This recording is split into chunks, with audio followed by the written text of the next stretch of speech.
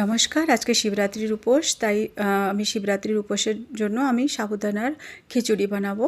তার জন্য আমি 2 বাটি সাবুদানাকে দুপুরবেলা 2-3 বার ভালো করে ধুয়ে আমি জলটাকে ফেলে দিয়ে এটাকে ভালো করে ভিজিয়ে রেখেছিলাম। আমি একজন ডায়াবেটিক পেশেন্ট, তাই আমি রাত্রে না খেয়ে থাকতে পারি না, তার জন্য আমার কিছু খেতে হয়। তো আমি সাবুদানার খিচুড়ি বানাবো, তার জন্য আমি ধনেপাতাকে ছোটো ছোটো করে কেটে নিয়েছি, আর তার সঙ্গে নিচ্ছি 2-3টা কাঁচা লঙ্কা কুচি আর কিছু কারি পাতা। বড় বড় 2টো আলুকে ছোটো ছোটো করে কেটে নিচ্ছি। এদিকে শুকনো খোলাতে বাদামগুলোকে ভালোভাবে ভেজে নিলাম।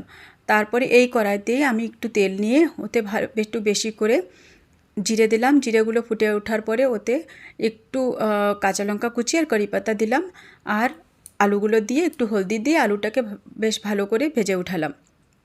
বাদামগুলোকে আমি ভালো করে পরিষ্কার করে নিলাম, ওর ছিলকা ওর কাছ থেকে আলাদা করে খুব সুন্দর করে পরিষ্কার করে নিলাম। এই আমার সাবুদানা খুব সুন্দর ভিজেছে। এবার সাবুদানাগুলো আলুর সঙ্গে মিশিয়ে নেব। আর ওইদিকে বাদামগুলোকে আমি আধা বাদাম গ্রাইন্ডিং করে আধা ক্রাশ করে নেব, আর আধা আমি আস্তই মিশিয়ে দেব। এভাবেই একটু খেতে খুব ভালো লাগে যখন মুখে পড়ে। আর এবার ভালো করে মিশিয়ে এর উপরে আমি যেই ধনেপাতাগুলো কেটে রেখেছিলাম সেগুলো এর সঙ্গে মিশিয়ে দেব। এভাবে আমি বানাই, তো খেতে খুবই ভালো লাগে। আপনারা কি করে বানান সাবুদানার খিচুড়ি আপনারা নিশ্চয়ই বলবেন। আর আপনাদের যদি এই ভিডিওটা ভালো লাগে তো নিশ্চয়ই আমাকে বলবেন।